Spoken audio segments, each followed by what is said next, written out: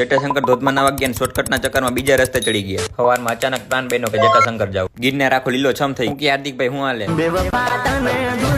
રોપવેની બાજુમાં થઈને જૂની સીડીવાળો રસ્તો પકડી લીધો. ધીસ ઇઝ ઝરણું. આવા ઘનઘોર જંગલમાં એકલો આવેલો જતો હતો. રાણો હંમેશા એકલો જ હોય. રસ્તામાં બે વાંદરા વચ્ચે ફાઇટિંગ હાલતી હતી. 500 પગથિયા જેવા ચડ્યા બોડી દેખાઈ ગઈ. હવે થોડુંક ટ્રેકિંગ કરવાનું છે. આવું ઝરણું જોઈને નાવાનું મન થઈ ગયું. ત્યાંથી થોડાક ઉપર ગયા તો જટાશંકર મહાદેવનું મંદિર આવેલું. ત્યાં દર્શન કરી.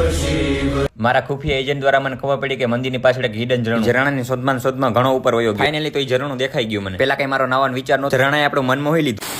હિમાલયમાંથી ડાયરેક્ટ પાણી ના આવતું એના જેવું મારી કોપી કરે. બાહુબલી 3 નું શૂટિંગ આયા જ કરવાનું. થોડીક વારમાં વરસાદનું આગમન થઈ ગયું. હિડન ઝરણાનો રસ્તો કોઈને ખબર. મારી પાછળ 5 જણા આવી. દેખાય છે માણસ પણ લખણ બધા વાંદરા. નીચે જતા હતા ને તો મેં એવો રસ્તો પસંદ કર્યો કે જે કોઈ પસંદ ના કરે. આગળ જઈને જોયું તો એ રસ્તો બંધ. રસ્તો ભલે બંધ હોય પણ કેમેરો ચાલુ એટલે યો તો કરવું પડે. થોડીક કલાકોની મહેનત પછી મેં અહીંયાથી નવો રસ્તો ગોત્યો. આ રસ્તાનું નામ રાખ દેવું મારું વીબી વ્લોગ. અહીં નાવાની સખત મનાય એવો બોર્ડ મારે. કોઈમાં પબ્લિક નથી. હવે મારે કઈ વધારે નથી કેવું કેમ કે હું આવ્યો તો આવા દિવસો આપડા ક્યારે. Subscribe to more we news.